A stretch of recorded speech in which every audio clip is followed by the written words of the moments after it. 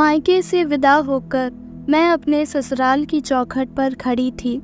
मन में एक डर और अनगिनत सवाल कि ना जाने सब लोग कैसे होंगे। मुझे मायके में एक एक चीज़ के लिए सलीके से सिखाया गया था, या ये कहूँ कि तोते की तरह रटाया गया था कि ससुराल में एक बहू को कैसे रहना, उठना, बैठना, बोलना चाहिए। मैं भी एक बहू के रूप में अपनी जीवन की नई पारी की शुरुआत करने के लिए पूरी तरह तैयार थी। मेरे दिमाग में सास की इमेज पूरी तरह से टीवी सीरियल वाली सास, मतलब ललिता पवार और कोकिलाबेन के जैसी थी। मैंने अपनी माँ को भी हमेशा मेरी दादी से डर के और दबी आवाज़ में ही बात करते देखा सुना था। मेरी माँ बिना मेरी दादी के इजाज़त लिए कोई काम नहीं करती थी। मेरा मायका पूरी तरह रूढ़िवादी सोच का था, जहाँ बहू बेटियों के लिए बहुत सारे नियम कानून थे। कार घर की गेट पर खड़ी थी और मैं लंबा घूंघट किए कार के अंदर बैठी थी। तभी तेज़ कदमों से भागती हुई मेरी सासू माँ आ रही थी और उनके पीछे पीछे लोटे का पानी लिए मेरी बुआ सास भागते हुए आ रही थी। तभी बुआ सास ने मेरी सासू माँ सरला जी को डांटते हुए कहा, खबरदार जो कार की गेट खोली तुमने, बिना धार दिए बहू को उतारा तो मुझसे बुरा कोई ना होगा, आज भाभी जान लेना। अरे जीजी, गेट नहीं खोल रही, मैं तो बहू का खिड़की से घूंघट ऊपर करने जा रही थी। बेचारी का दम घुट रहा होगा, ना जाने किसने बोल दिया इसको इतना लंबा घूंघट करने के लिए। मेरी सासू माँ ने इतनी भोली शक्ल बनाकर ये बात बोली कि मुझे हंसी आ गई और उन्होंने खिड़की के अंदर हाथ डालकर मेरा घूंघट ऊपर करते हुए कहा, हाँ अब अच्छा लग रहा है। बहू, तुमने घूंघट क्यों लिया? इतनी प्यारी सी गुड़िया जैसी सुंदर मेरी बहू है, तुम्हें कोई ज़रूरत नहीं है ये सब करने की। अरे जीजी, आप लोटा दो इधर, मुझे यूँ घूर के मत देखो, जल्दी से लोटा दो।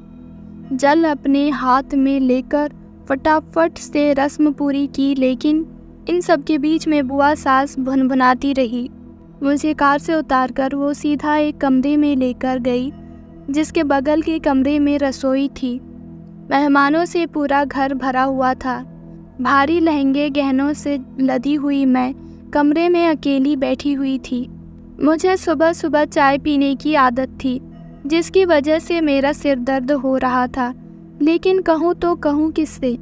तब तक बुआ सास ने कहा, अभी बहुत काम है भाभी, उठो जल्दी करो, सारे रीति रिवाज निभाने हैं। तब तक मेरी सासू माँ ने कहा, देखो जीजी, बात साफ साफ है, मुझे सुबह सुबह चाय पीने की आदत है और अब मेरा सिर दर्द से फटा जा रहा है, मुझसे ये सब कुछ नहीं हो पाएगा। तभी बुआ सास ने कहा, जब सास ही रस्म रिवाज नहीं निभाएगी तो बहू क्या खाक रीति रिवाजों को मानेगी? वो तो आज के ज़माने की मॉडर्न लड़की ठहरी। सब अपने अपने काम में व्यस्त थे, रसोई में कोई नहीं था।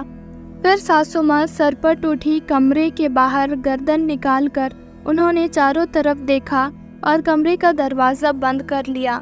दरवाज़ा बंद होते मैं डर गई, ये सोचकर कि इन्होंने आखिर दरवाज़ा क्यों बंद कर लिया। दरवाज़ा बंद करके वो किचन की तरफ चली गई और मैं मारे डर के चुपचाप बेड पर बैठी रही। थोड़ी देर में उनके हाथ में 2 प्लेट में मैगी और 2 कप चाय देखकर मैं चौंक गई। मैगी की प्लेट देते हुए उन्होंने कहा, सिर दर्द हो रहा है ना? मुझे बताया था समधन जी ने, तुम्हें सुबह सुबह चाय पीने की आदत है, चलो अब खाओ। मुझे पता है तुमने कल से कुछ नहीं खाया है, भूख लगी होगी। मुझे भी भूख लगी है, चलो खा लो वरना ठंडी हो जाएगी। अब मेरी आंखों में आंसू थे।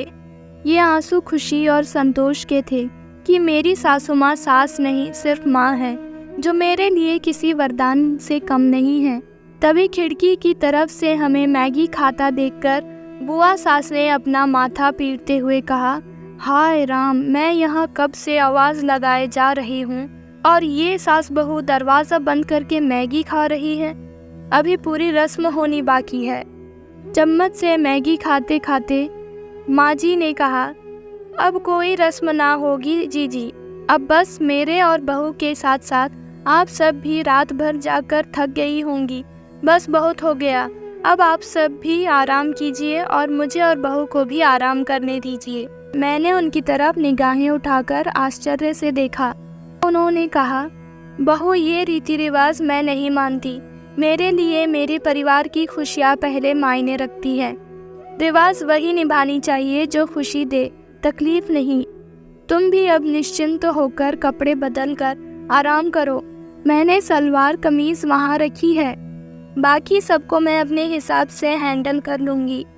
और मेरी शादी की सारी रस्म मैगी खाकर ख़त्म हो गई। आज मुझे अपना ससुराल अपने मायके से ज़्यादा प्यारा है, क्योंकि यहाँ मुझे मेरी पसंद के कपड़े पहनने से लेकर खाना खाने, घूमने फिरने, हर चीज़ की पूरी छूट है। मेरा अनुभव ये कहता है कि ज़रूरी नहीं कि हर मायका सिर्फ अच्छा ही होता है और हर ससुराल खराब और रूढ़िवादी सोच का। ससुराल भी अच्छी हो सकती है, बस ज़रूरत है सबको अच्छे सोच और विचार रखने की। दोस्तों, ये कहानी आपको कैसी लगी कमेंट करके ज़रूर बताना। कहानी पसंद आए तो वीडियो को एक लाइक करके चैनल को सब्सक्राइब ज़रूर कर लेना।